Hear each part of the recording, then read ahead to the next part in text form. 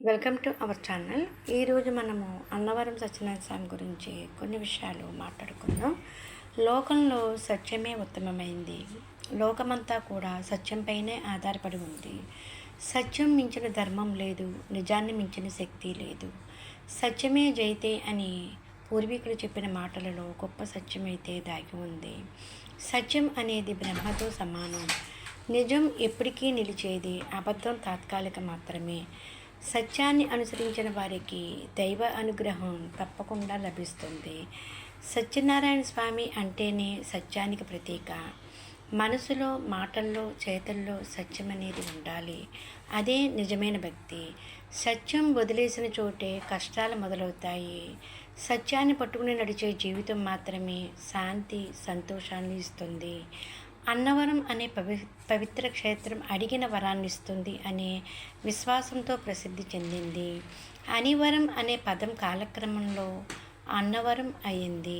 అన్నవరంలో రత్నగిరి కొండపై వెలిసిన ఈ క్షేత్రంలో శ్రీ సత్యనారాయణ స్వామి భక్తుల కోరికలను తీర్చే దైవంగా కొలువై ఉన్నారు. భక్తి, విశ్వాసం, సత్యం కలిసిన చోటే జీవితం మారుతుంది. సత్యదేవుని నామస్మరణ చేస్తే మనలో మంచి ఆలోచనలు పుడతాయి. మనసుకు ప్రశాంతత కలుగుతుంది. జీవితంలో ఎదురయ్యే ఆటంకాలు తగ్గిపోతాయి. నిజాయితీగా జీవించడం ద్వారా మనం పొందేది కేవలం ఫలితం మాత్రమే కాదు, మనసుకు శాంతి. అదే నిజమైన ఆనందం. సత్యనారాయణ స్వామి కథలు మనకు గొప్ప బోధన ఇస్తాయి.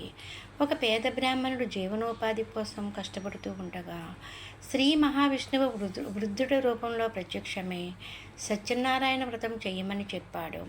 అతని భక్తితో వ్రతం చేయగా అతని జీవితం మారిపోయింది. ఇది మనకు చెప్పేది సత్యంతో కూడిన భక్తి ఎప్పుడూ ఫలిస్తుందని. మరొక కథలో ఒక వ్యాపారి ధనం సంపాదించిన తరువాత వ్రతం చేస్తానని మాట ఇచ్చి తరువాత మరిచిపోయాడు. దాంతో అతనికి కష్టాలు వచ్చాయి. చివరికి తన తప్పును గ్రహించి వ్రతం చేయడంలో అన్నీ సరిచేసుకున్నాడు.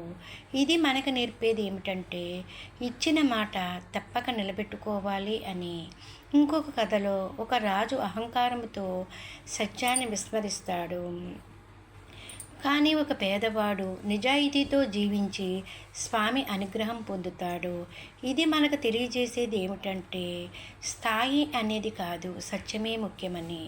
మరొక కథలో ఒక దంపతులు వ్రతం చేస్తామని సంకల్పించి మరిచిపోతారు. దాంతో వారికి కష్టాలు ఎదురవుతాయి. తరువాత పశ్చాత్తాపంతో వ్రతం చేసి స్వామి కృపను పొందుతారు.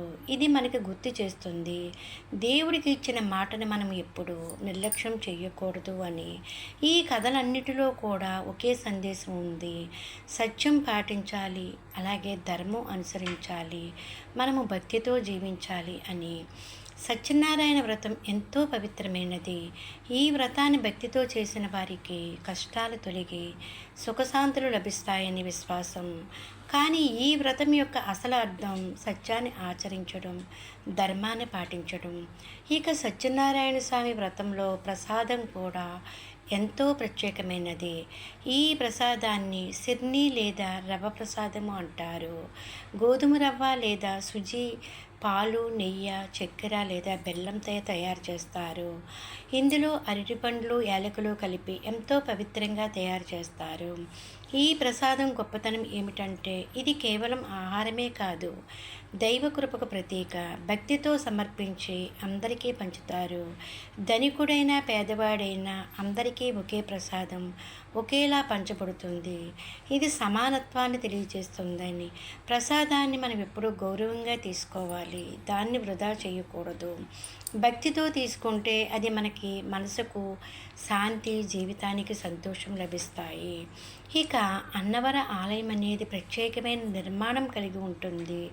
2 అంతస్తులతో నిర్మించబడిన ఈ ఆలయంలో కింద యంత్ర రూపము, పై అంతస్తులో విగ్రహ రూపంలో స్వామివారైతే దర్శనమిస్తారు. ఇది కేవలం ఆలయమే కాదు, ఒక ఆధ్యాత్మిక అనుభవం.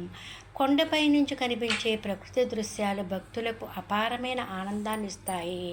మన జీవితంలో ఎన్నో సమస్యలు వస్తాయి, కానీ మనము సత్యాన్ని వదలకుండా నిలబడితే అవి తాత్కాలికంగా మాత్రమే ఉంటాయి.